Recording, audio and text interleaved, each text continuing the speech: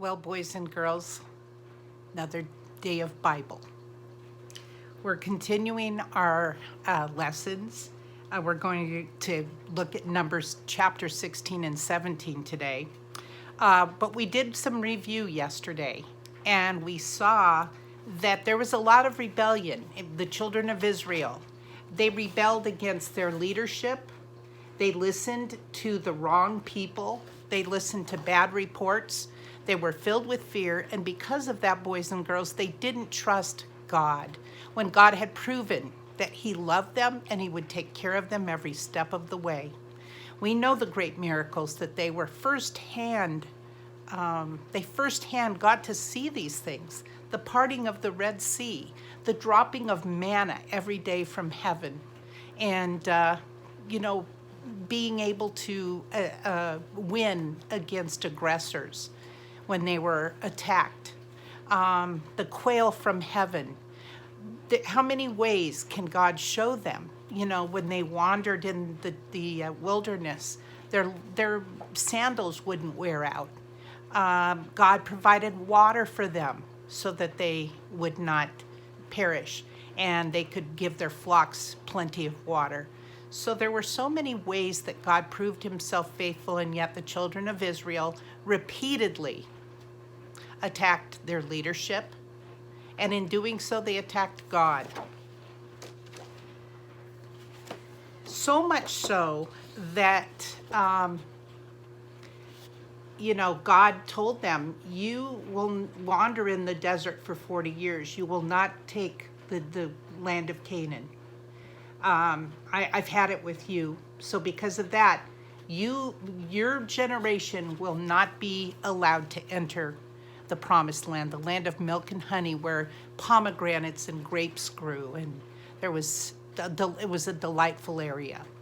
But now 40 years, God said they would wander in the desert. And when they heard that, they said, no, we're going to go take the land now. We're ready. Now we believe. Now we'll go. Well, Moses tried to warn them. It was too late, and they were soundly defeated.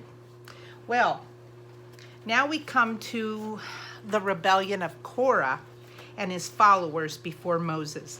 We know the people, the children of Israel, now wandered for many years in the desert, and they were in the wilderness. They were not allowed to go into the promised land. They remembered God had told Moses they would wander 40 years. And during their wanderings, many in the camp began to rebel and talk angrily against Moses and Aaron again. Why should we have to listen to old Moses and Aaron? Now, Moses was 80 years when he began to lead them, and now this has been many years later. He might have been 100 now. They've made a mess of everything. Why should Moses be our leader? Well, I seem to remember, and don't you, boys and girls, it wasn't Moses that made the mess. They did. Their unbelief.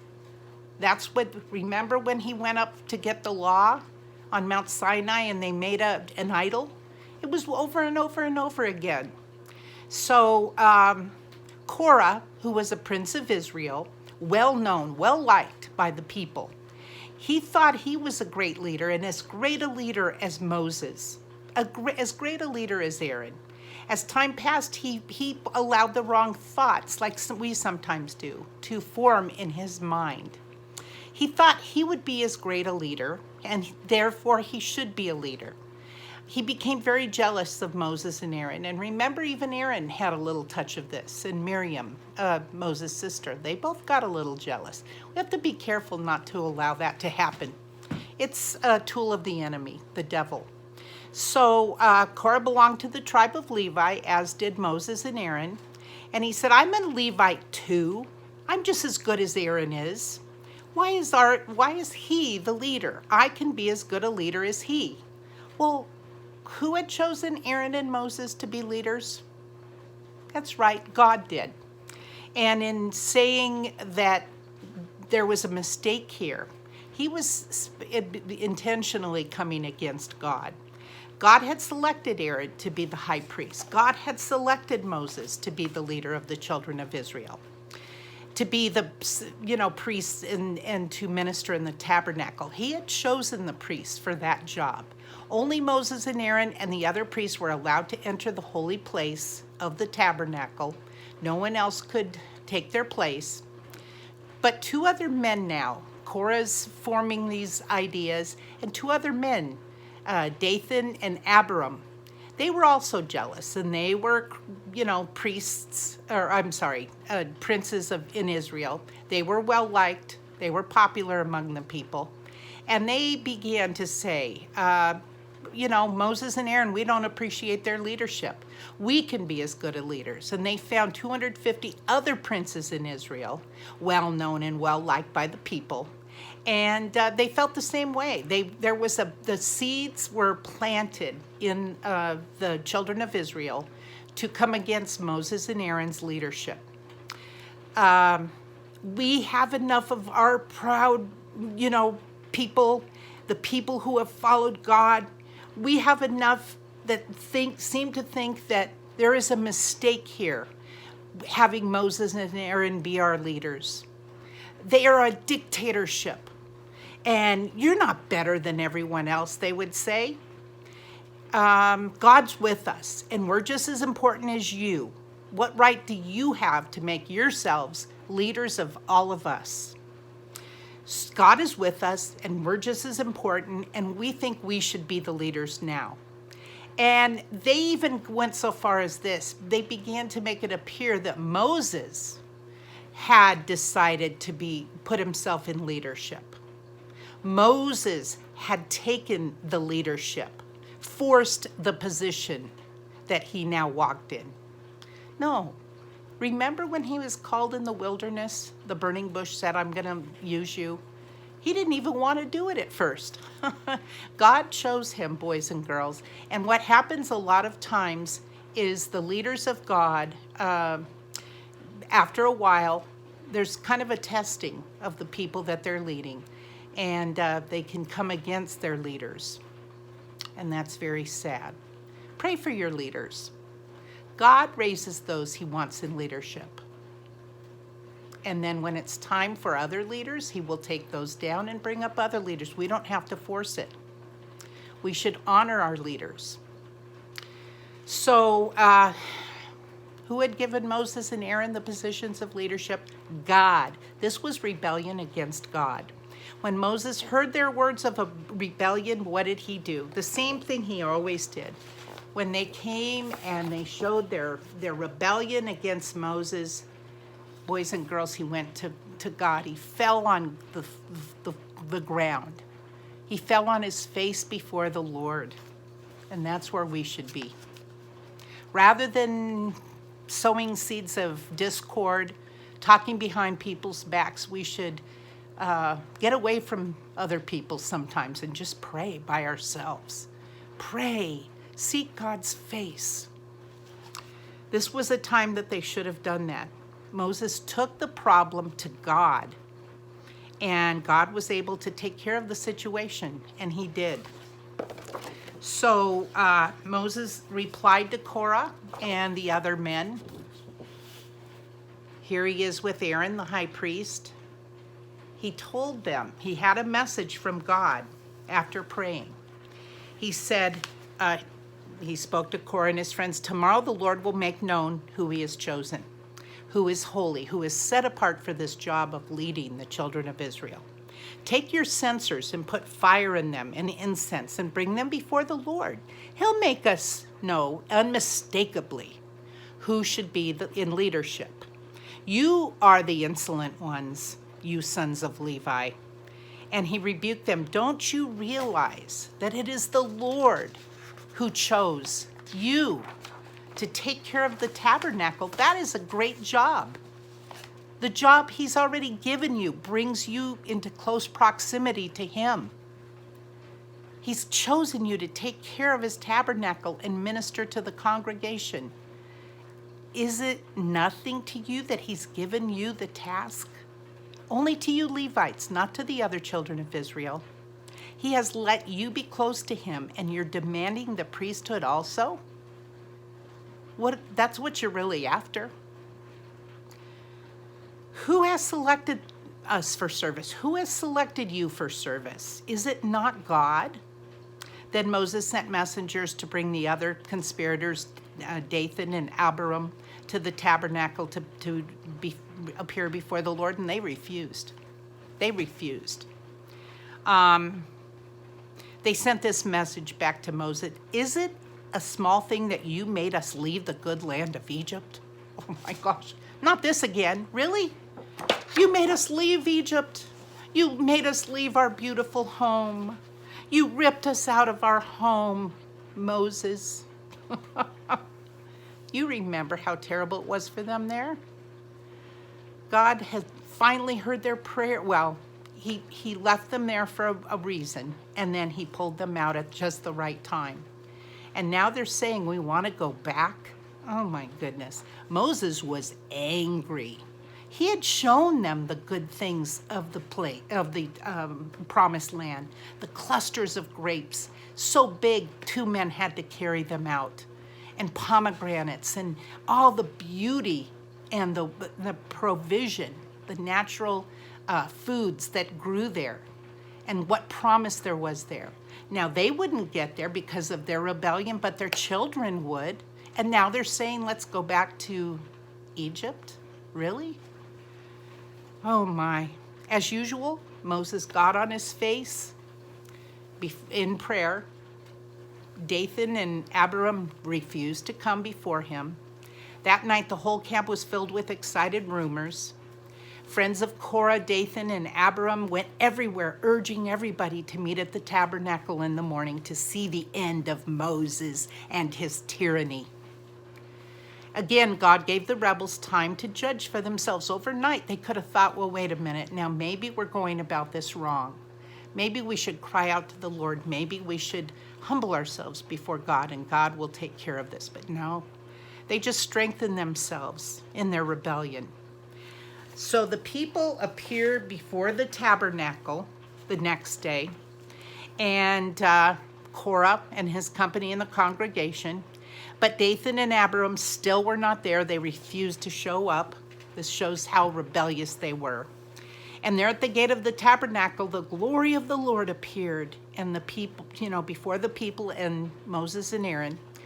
And he said, get away from these rebellious people. I'm going to destroy them. He says this to Moses and Aaron.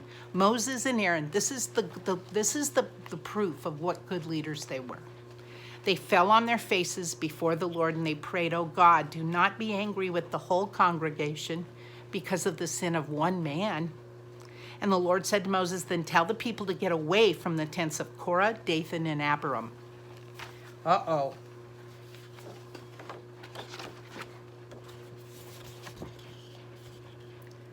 So Korah, Dathan, and Abiram with their families stood outside insolently, outside their tents. Take a look. God warned the children of Israel, stay away from them, because they still, the next day, refused to humble themselves before the Lord. Whew. So they stood defiantly with their wives and children. Their wives, I guess, could have run from that area and said, honey, we don't trust that you're really following God right now. But they stood with their husbands. Stand back, Moses told the onlookers. Get away. So the people moved away. They began to think, maybe we better listen to Moses. So they moved away from the tents of Korah, Dathan, and Abiram, and Moses said, this is how you will know that the Lord has sent me to do all these things, and it wasn't my own idea. God is behind this. God shall prove whether I have ruled by God's command or whether I've chosen myself as the ruler. If these men die a natural death, then you'll know I am not the leader. But if the Lord comes and causes the ground to open up and swallow them and everything they own goes down as the earth opens up, then you will know that they have insulted the Lord and that God has not chosen them to be the leaders of Israel. Well, sure enough, what do you think happens. This is kind of a sad picture. Was it a great earthquake that happened? The earth opened up